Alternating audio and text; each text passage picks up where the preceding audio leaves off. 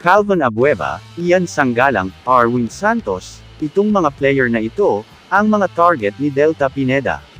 Si Abueva pa lang ang nakukuha, at maaaring sumunod na si Arwin Santos. Ayon sa Sports Insider na si Snow Badwa, nais ni Pineda sa kanyang koponan ang kanyang mga manlalarong Pampangano, na sina Calvin Abueva, Ian Sanggalang at Arwin Santos.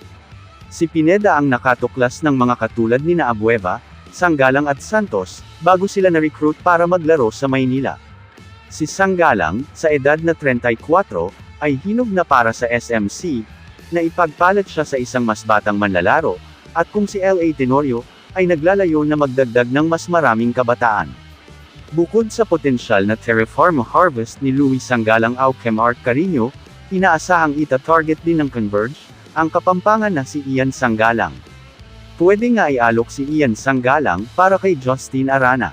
Alam naman natin bago mag-umpisa ang career ni na Sanggalang, Abueva at Santos, ay naging anak-anakan sila ni Vice Governor ng Pampanga, and currently coach ng Converge na si Delta Pineda. Win-win for both teams. Kailangan ng Converge si Sanggalang, bilang mentor ni Baltazar, veteran presence, leadership at championship experience. Sa Magnolia naman medyo tumatanda na yung iba. Need nila ng mga bata para sa future nila. At kung hindi man, 3-team trade ang magaganap, sa pagitan ng Terraform Converge at Magnolia. Mukhang si Sanggalang nga yung player, sa blind item ni Sir Snow, na gusto nang umalis.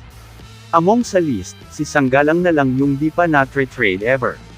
Ayon sa nga din sa Insider News, nais umano ni Ian Sanggalang na umalis sa Magnolia Hotshots, ayon sa mga source ng liga. Ang 2013 top draft pick ay hindi nasisiyahan sa kanyang limitadong oras sa paglalaro sa ilalim ni LA Tenorio. Pakiramdam ng veteranong malaking tao, ay hindi siya nakakakuha ng sapat na mga pagkakataon, para makapag-ambag sa koponan. Ang mga tagahanga at tagaloob ay mahigpit na nagmamasid upang makita kung ang isang trade, o iba pang hakbang ay magaganap sa lalong madaling panahon. Kamusta mga idol? Sports Zone PH para sa sports news and update. Kung bago ka pa lamang dito sa channel ko, pindutin mo na ang subscribe button at notification bell para lagi kang update sa mga sports news.